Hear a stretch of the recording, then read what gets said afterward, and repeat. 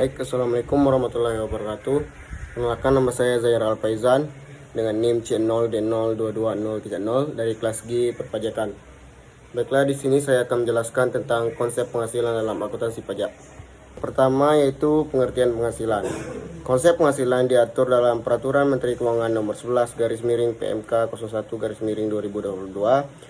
Peraturan ini menyatakan bahwa konsep penghasilan adalah satu konsep yang digunakan untuk menentukan jumlah pajak yang harus dibayar oleh pajakuan sesuai dengan jumlah pajak penghasilan yang didapatkan.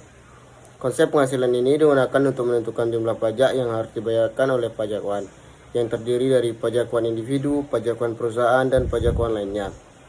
Konsep penghasilan menurut akuntansi adalah konsep yang digunakan untuk menentukan jumlah pajak yang harus dibayar oleh pajakuan sesuai dengan jumlah penghasilan yang dia dapatkan.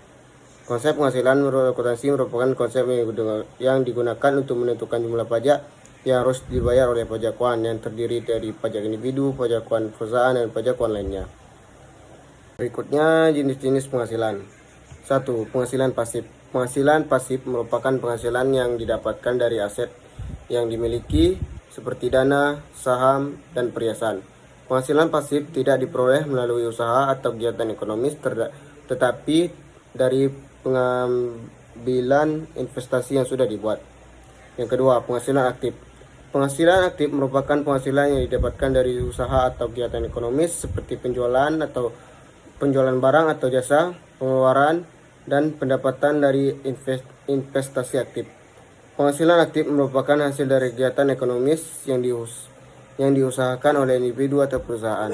Yang ketiga adalah penghasilan keturunan. Penghasilan keturunan merupakan penghasilan yang didapatkan dari penerimaan dari penjualan atau pengeluaran dari aset yang dimiliki sebelumnya, seperti bangunan, tanah, atau peralatan. Penghasilan keturunan merupakan hasil dari aset yang sudah dimiliki sebelumnya dan yang telah mengakumulasi nilai. Baiklah, berikutnya cara menghitung penghasilan. Cara menghitung penghasilan dalam akuntansi pajak adalah dengan menggunakan prinsip-prinsip akuntansi yang telah ditetapkan. Berikut ini adalah beberapa prinsip yang perlu dipertimbangkan. Pertama, pendapatan. Penghasilan merupakan peningkatan manfaat ekonomi selama periode akuntansi dalam bentuk arus masuk atau yang tidak berasal dari kontribusi penanaman modal. Pendapatan, revenue, sendiri merupakan arus masuk bruto dari manfaat ekonomi yang timbul dari aktivitas normal perusahaan yang tidak berasal dari kontribusi penanaman modal. Yang kedua, pengakuan pendapatan.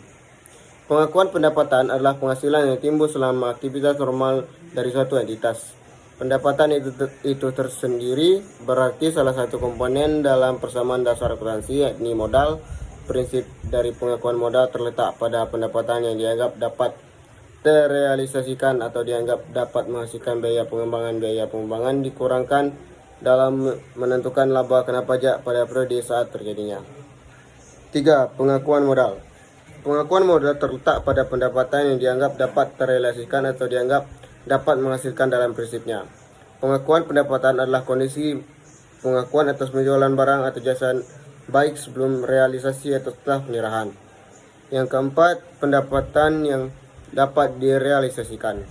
Pendapatan yang dapat direalisasikan adalah pendapatan yang dapat terrealisasikan atas barang atau jasa yang dapat ditukar atau dikonversikan dengan kas maupun klaim. Yang kelima, pendapatan yang menghasilkan ke dalam sebuah entitas. Penyimpangan penjualan pada pengakuan pendapatan dapat muncul ketika terjadi penyimpangan penjualan pada pengakuan pendapatan. Sekian dari saya, lebih kurang mohon maaf. Wassalamualaikum warahmatullahi wabarakatuh.